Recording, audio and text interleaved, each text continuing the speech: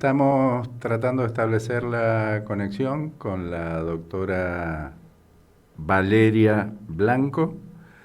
Es médica especialista en diabetes y nutrición, graduada, no sé si la especialidad, ya nos va a decir ella, en la Universidad de Buenos Aires, universidad pública y gratuita también, coordinadora de la Unidad de Soporte Nutricional del Hospital Iturraspe Nuevo, y magíster, bueno, en nutrición y diabetes.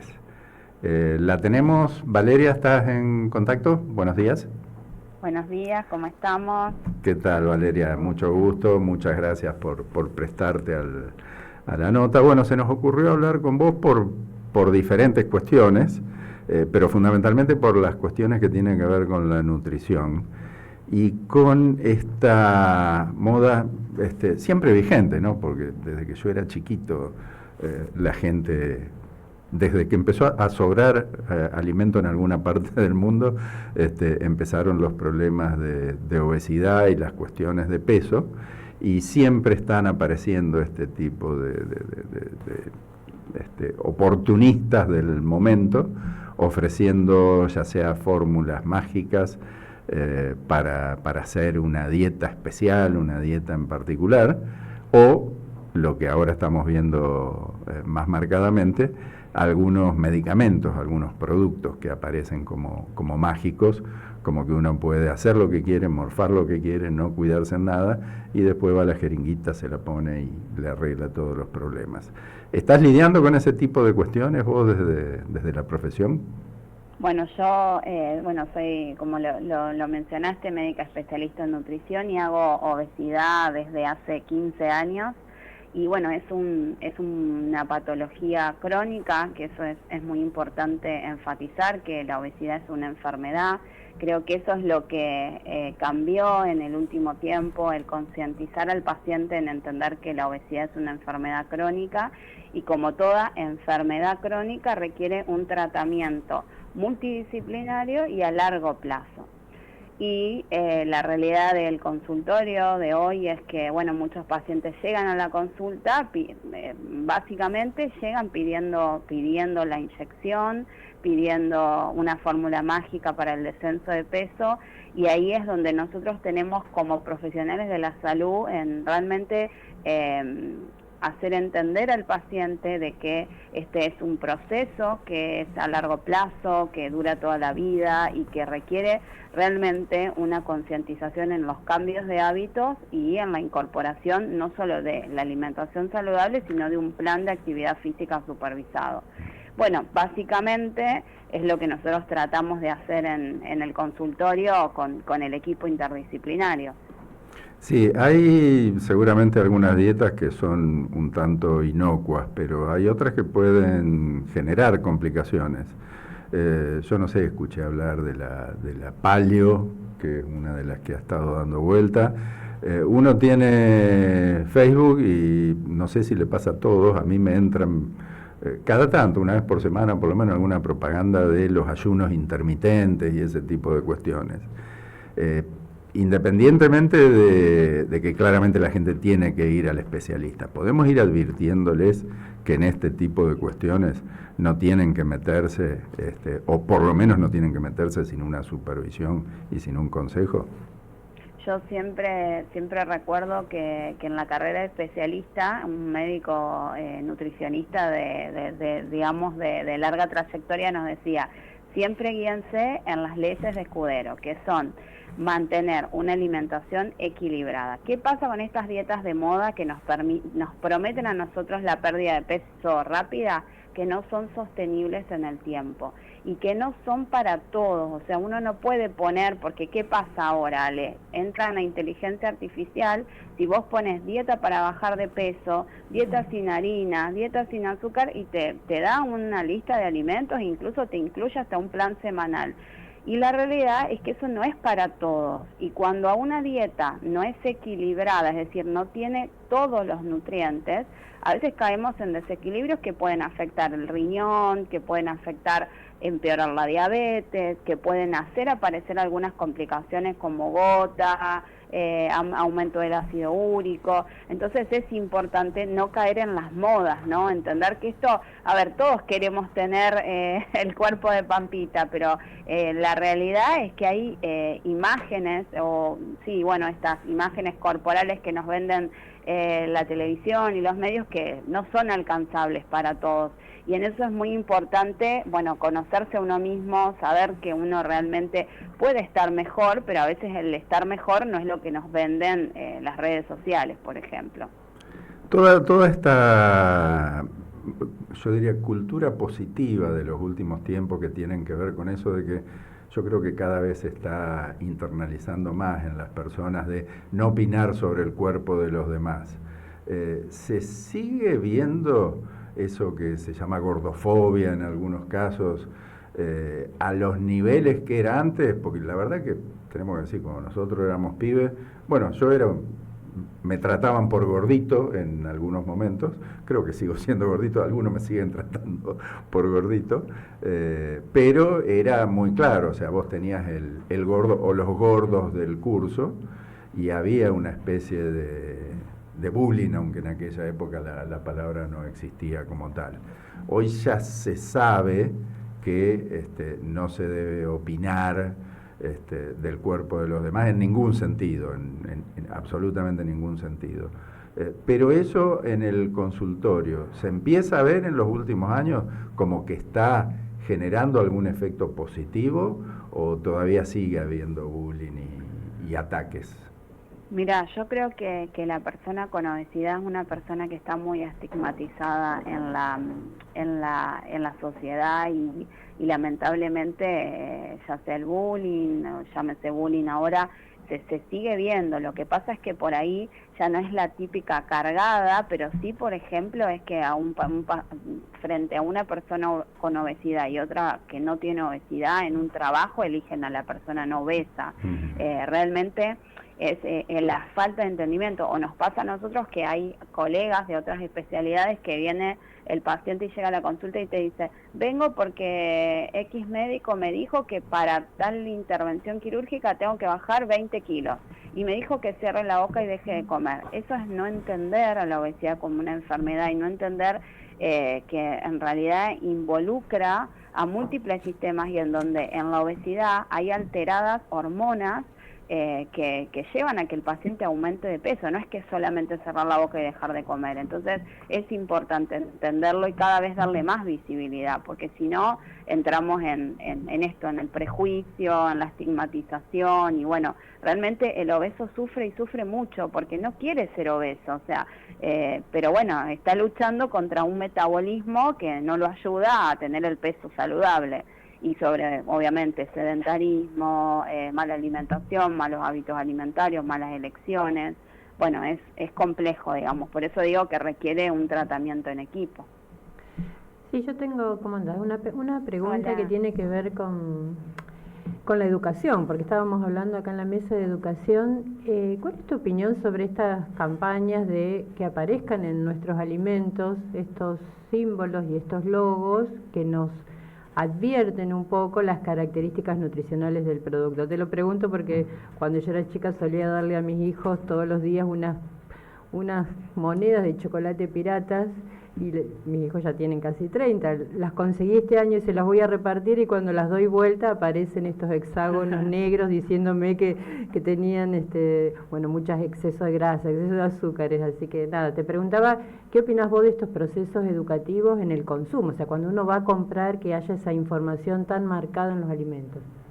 Y yo, me parece muy real que en los alimentos existe el rotulado nutricional. Esto en Estados Unidos y en Chile hace años que nosotros cuando íbamos a un súper lo veíamos. En Argentina piensen que más o menos hace 2 años está la legislación y en donde el rotulado empieza a mostrarse. Creo que eso a nosotros nos enseña que hay alimentos que tienen más grasa, más azúcar y eso, si solamente vamos al súper y vemos rótulos, yo lo que veo en el paciente en el consultorio es que me dice, doctora, y yo al final no puedo comer nada. Entonces tiene que ir de la mano de la educación. Lo que me parece es que es importante es que a los chicos, desde el jardín, les empecemos a enseñar cuáles son los alimentos saludables, cuáles son los alimentos que tenemos que consumir, pero en menos cantidad y en menos proporción y con menos frecuencia. Bueno, particularmente en el jardín de mi hija ya empezaron con esa campaña, entonces ellos llevan recortes de alimentos saludables, no saludables, y hasta el mismo niño, que eso no nos pasaba a nosotros hace, no sé, a mí hace 40 años atrás, va aprendiendo sobre su alimentación, y eso me parece súper importante. Y otra realidad es que, a ver, en mi época existían las abuelas, las mamás que cocinaban mucha comida casera, y eso hoy no pasa porque estamos a full, trabajamos, no tenemos tiempo. Entonces yo hablo mucho con mis pacientes, por ejemplo, algo muy simple, hacer yogur casero, o sea, empezar a hacer alimentos en casa que nos aseguren que, bueno, que hay mejores, obviamente, mejores nutrientes en esos alimentos que comprar algo de paquete que ya viene envasado en el súper. Pero bueno, creo que todo tiene que ir de la mano de la educación. Lo mismo la utilización de fármacos en el tratamiento de la obesidad. Si uno va educando al paciente, no es lo mismo de que un paciente que, no sé, se autoadministra la medicación. Sí. Buenos días, Valeria. Hola, buenos días. Hablando de las viejas épocas de cuando Alejandro era niño, hace un ratito. Sí, a ver si es una percepción que tenemos con respecto al tamaño de las porciones y a lo que antes se consumía tanto dentro de la casa como en los comedores en general. Vemos unas fotos antiguas y nos parece que todos son delgados y decimos la ropa era distinta, algo así, pero también recordamos que en la mesa la porción nos parece que era mucho más medida que ahora. ¿Hay algo de eso? No sé si se puede establecer el promedio de la biomasa de las personas, ¿hay algo? Sí. Piensen que o sea, si nosotros nos situamos de acá a 10 años, digamos, la Organización Mundial de la Salud ha advierte a la obesidad como una pandemia, y yo creo que tiene que ver mucho con la pérdida de esos hábitos de la mesa familiar, la comida casera, el ir a la feria y comprar la fruta, o sea, lo que nos pasaba, no sé, particularmente mi mamá trabajaba mucho y a mí me crió mucho mi abuela, y yo iba a elegir la fruta con esa a la feria, cosas que hoy por hoy nosotros con nuestros hijos no los hacemos. Y la realidad es que nosotros teníamos mucho movimiento. Los niños de hace 40, 60, 70 años atrás no tenían tele, no tenían pantalla, no tenían tablet. Entonces, ¿qué pasa? Hay una súper oferta de alimentos, hay una disminución, una reducción casi total del aire libre, de las plazas, de jugar, de la actividad física, y eso hace que obviamente hay más ingesta, menos gasto, y bueno, y así nos vamos transformando digamos, en obesos. Y con respecto al tamaño de la porción, yo creo que sí, que nosotros venimos de esa filosofía del comer de las abuelas, pero es como que podíamos regular mejor la ingesta, y con el último tiempo hay estudios que dicen que los aditivos alimentarios de los productos ultraprocesados hacen que uno vaya perdiendo la saciedad. A nivel cerebral actúan estos aditivos y hacen de que uno no pueda controlar el tamaño de la porción, que es lo que vemos mucho en el consultorio, el paciente que repite, que está pensando en qué comer, el paciente que picotea.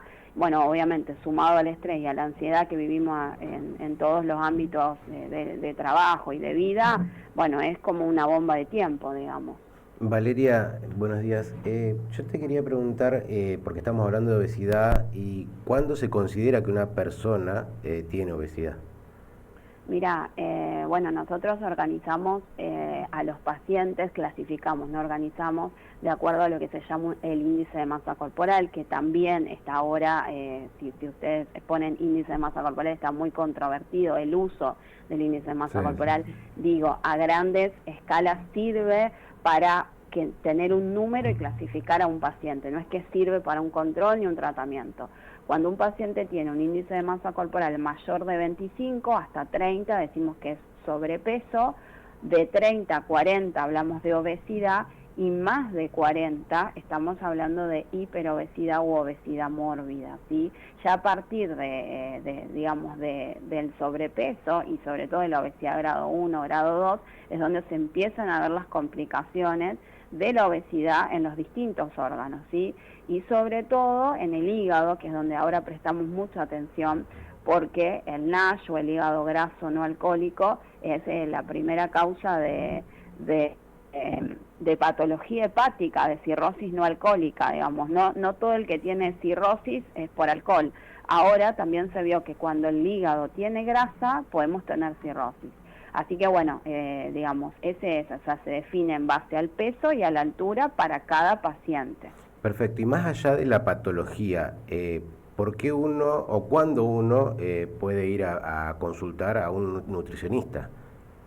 Yo creo que en realidad la consulta nutricional la deberíamos tener todos, debería ser parte de una de las derivaciones que nos haga el médico clínico en el control anual, porque siempre hay algo para mejorar, y el tener ese contacto con un profesional que nos pueda decir si estamos comiendo bien, porque todos comemos según lo que, la tele nos dice, lo que aprendimos en casa, bueno, obviamente la disponibilidad económica.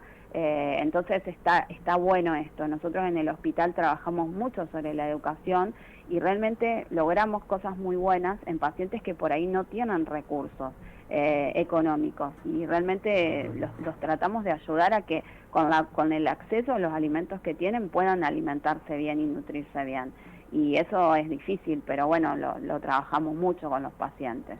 Valeria, yendo a esto que está tan tristemente de moda en este momento, que es la inyección mágica, yo la veo en uno de los canales a Serena Williams, que está haciendo justamente la publicidad de esta jeringuita que mágicamente la hizo bajar 18 kilos y ahora no le duele en la rodilla cuando juega al tenis, algo por el estilo. Que es un medicamento que originalmente es para la diabetes, si no me equivoco, y que lo convirtieron en Estados Unidos, creo que está aprobado por la FDA también allá, y que acá se está vendiendo el mismo medicamento, pero no el presentado para las cuestiones de peso, sino el medicamento que se utiliza para la diabetes directamente. ¿Qué consideración podés hacer con respecto a esto?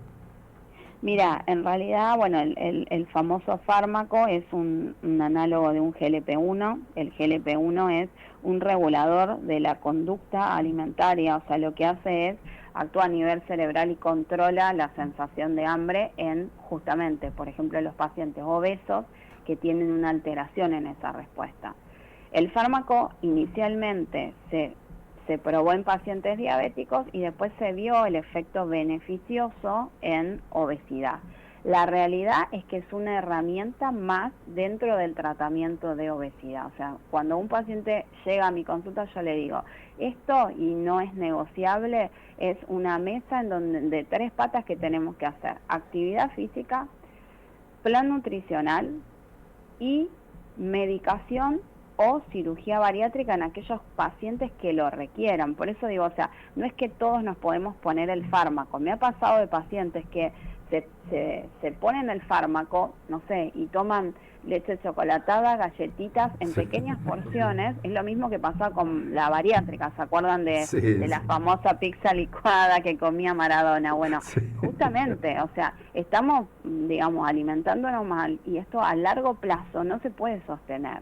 Entonces, además de que, digamos, el fármaco tiene algunas contraindicaciones, hay que pedirle previamente ciertos estudios a los pacientes. A mí me preocupa mucho, y justamente hablaba con alguien de la industria y le digo, ¿cómo puede ser que, he tenido pacientes que se lo han comprado en venta libre, o sea, ni siquiera se llevaron la receta médica y se inyectan? O el tío, el primo, y bueno, ojo con eso, porque son fármacos que necesitan una supervisión, ¿sí? Y no son mágicos, porque lo que nosotros, yo que hace muchos años hago esto, ves, en el consultorio, es que el paciente desciende de peso hasta un porcentaje que digamos los papers dicen entre un 15% del peso corporal inicial, y después el descenso de peso, si vos no incorporaste la actividad física y la alimentación saludable, se pierde. Entonces, sí, bárbaro, bajó 18 kilos. Ahora, ¿cuánto tiempo lo va a sostener a esto? ¿Y a expensas de qué? Entonces es importante en eso, digamos, no pensar que es una solución mágica. Es una herramienta más dentro del tratamiento. Valeria, ¿vos estás en el Sanatorio Garay o tienen consultorios independientes? Porque acá estábamos viendo algunas imágenes que Sí. pusimos en el streaming. Sí, yo bueno, fue el primer sanatorio en donde empecé mi práctica profesional, así que bueno, cuando tuve la posibilidad de adquirir mi propio espacio, que es Nutrivit, que bueno, lo titulamos como un espacio de bienestar integral, logramos que a través del sanatorio puedan hacer una suerte de asociación en donde, bueno, ellos podemos mandar pacientes a internar ahí y ellos nos derivan pacientes para el tratamiento también en nuestro consultorio.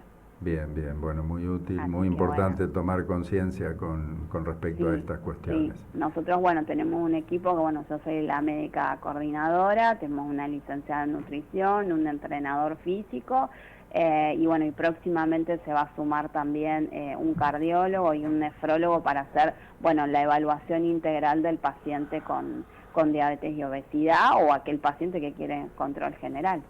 Perfecto. Y un psicólogo también. Ah, bueno, Pero bueno, acá tenemos el del gremio también. Acá hay uno también. Por supuesto, porque si no hay un cambio de hábitos, a ver, la pata de la psicología es fundamental. Si no logramos el cambio, que es todo el tiempo hablar con el paciente y sostenerlo en eso, es imposible.